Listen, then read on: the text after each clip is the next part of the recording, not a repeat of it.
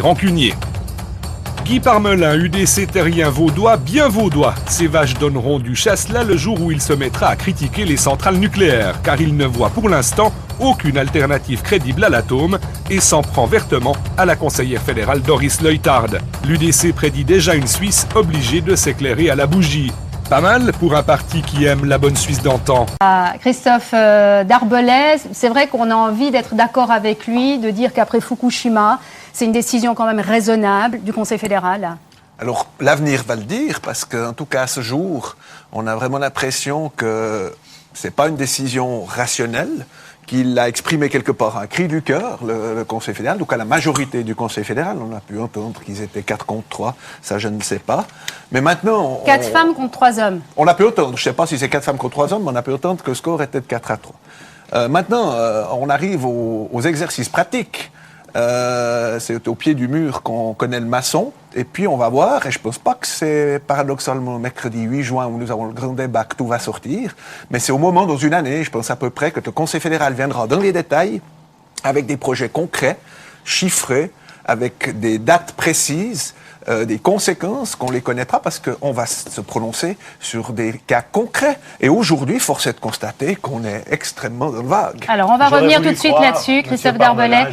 En grande majorité, le parti refusera la motion de M. Roberto Schmitt, puis c'est la principale, mais il y a 120 ou 130... Donc formellement, on va voter sur une motion, oui, mercredi prochain. Mais je crois que la problématique n'est pas là. Chez nous, ce qui importe, c'est qu'on ait un scénario qui assure un approvisionnement en électricité durable, qu'on ait une certaine indépendance en matière d'électricité ensuite, à un prix abordable pour notre économie et pour les gens de ce pays. Or, aujourd'hui, dites-moi, quand je vois les perspectives énergétiques 2050, c'est daté du 25 mai du Conseil fédéral, base du scénario, la Suisse comptera 9 millions d'habitants en 2050. L'Office fédéral de la statistique dit, dans le scénario moyen, que c'est 9 millions d'habitants en 2035, et dans le scénario haut, c'est 10 millions en 2035.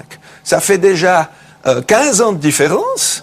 Si c'est 10 millions, et on est actuellement déjà dans la version 10 millions, dans le train 10 millions, il faudra me dire si 1 million de personnes restent dans la rue et qu'on s'en occupe pas en matière d'électricité, de logement, de chauffage, etc. C'est déjà faux au départ. Et nous, on aimerait déjà des bases claires pour se prononcer en toute connaissance de cause. Si Mme Leuthard, dans ses idées, puisqu'elle a dit qu'elle avait des idées, que le Conseil fédéral avait des idées, mais oui, c'est ce qu'elle a dit. Je reprends ces termes. M. Darbelay, laissez-moi finir. Ne soyez pas macho. Laissez-moi finir. Si elle, de lui dire qu'elle a des idées et que le Conseil fédéral a des idées, je m'excuse, je suis poli. Oui, il y a un peu d'ironie. Mais on les attend, ces idées. Vous les avez entendues? Il y en a plein. Elles sont clairement établies. Il y a des scénarios pour l'approvisionnement énergétique de la Suisse. Il y a des chiffres. Vous n'avez pas de chiffres. Qui ont été fortement l'importation d'électricité, vous faites comment? Alors, avec l'Allemagne qui arrête? On n'importe pas d'électricité aujourd'hui. L'indépendance énergétique, est-ce qu'elle est garantie? Vous avez posé une question d'abord, ce qui va se passer mercredi prochain. La motion de Roberto Schmitt, qui est mon collègue PDC au Valaisan. Excusez-moi. Je pense que M.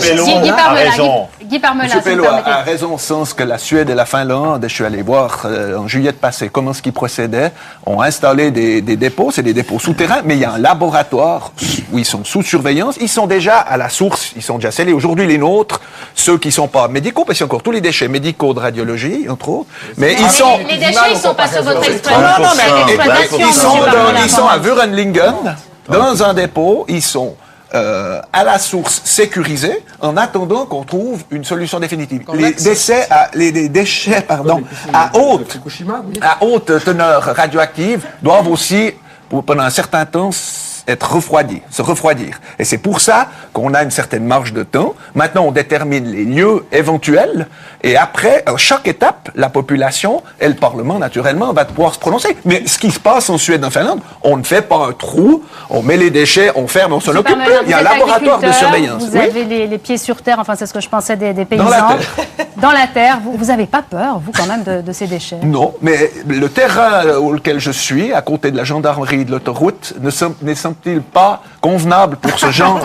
Puisque c'est écoutez, c'est comme ça, j'entends. Les études ont été faites par des géologues, c'est des argilopalines, 180 millions d'années. L'énergie américaine et d'uranium importé. Guy Parmelin, le solaire, c'est une option pour vous? Écoutez, la plus grande centrale solaire de Suisse, actuellement, c'est le Stade de Suisse. Il va s'en construire une. On est à Genève, à Palexpo, 48 000 mètres carrés. C'est 6 terrains de football, déjà, la place que ça prend. 4,2 millions de kilowattheures. C'est pas de très nombreux ménages. À comparer à Mühleberg, par exemple, c'est 3 milliards de kilowattheures. Vous voyez déjà l'ampleur du défi à ce niveau-là. À part ça, l'éolien, c'est le même problème. L'éolien, c'est le même problème. Actuellement, d'après le projet du Conseil fédéral, en 2035, pour atteindre l'objectif, c'est un peu les objectifs de Suisse et EOL d'ailleurs, hein, il faudrait 800 éoliennes. Ça veut dire qu'il faut en construire 30 par année pour remplir l'objectif. Ouais. Eh ben, bon courage. Est-ce que vous allez en mettre sur la rade à Genève plutôt que d'embêter les gens dans le Jura ou sur le Salève? Je me réjouis de voir. On parle de potentiel de puissance installée. Il ne faut pas confondre la puissance installée et la production. En Allemagne, vous avez plus de 20 000 éoliennes, hein, 25 000 mégawatts, c'est 25 fois Gösgen. Certains jours, M. Darbellet, quand ça fonctionne, c'est à peine la centrale de Gösgen, la production. Pourquoi? Parce qu'il y a des limites de capacité du réseau. Il faut voir les faits concrets. Et c'est ça, la semaine prochaine, de s'engager sur ces instruments-là. Guy Parmelin, est-ce que ces subventions-là vous font aussi peur? C'est vrai qu'on va parler maintenant du coût, hein, induit par cette décision du Conseil fédéral. Les subventions, elles viennent de quelque part. Elles sont prélevées dans la poche. Ah, ça, en spécialiste de la politique agricole peuvent le dire. Monsieur Normand, on fera un cours politique agricole. Je vous donnerai un cours sur les prestations à la population une autre fois. Ici, on parle de subventions qui sont prises sur le prix du courant, que tout le monde paye, du plus pauvre au plus riche dans ce pays, et que vous voulez déplafonner, c'est une chose. Mais j'aimerais qu'on parle aussi peut-être dans le programme, puisque M. Darbellet avait l'air de dire que tout était en place, que la stratégie était claire, il y a une taxe d'incitation. Il était parlé dans le communiqué du Conseil fédéral d'une taxe d'incitation élevée sur toutes les sources d'énergie. Et ça, on aimerait savoir quelles seront les répercussions, si c'est sur toutes les énergies, sur le gaz, si on doit passer aux centrales à gaz, si au niveau de la compensation CO2, on fera ça en Suisse, en partie totalement ou à l'étranger, parce que c'est des chiffres qu'on n'a pas. Si on fait tout en Suisse, ça coûtera beaucoup plus cher. Il y a la même problématique pour le prix de l'essence. C'est ces points précis, basiques, que la population, si on veut qu'elle puisse se prononcer un jour de manière claire, doit savoir. Et aujourd'hui, on ne sait pas, et je ne sais même pas si le Conseil fédéral sait. Plus de subventions, M. Darbellet.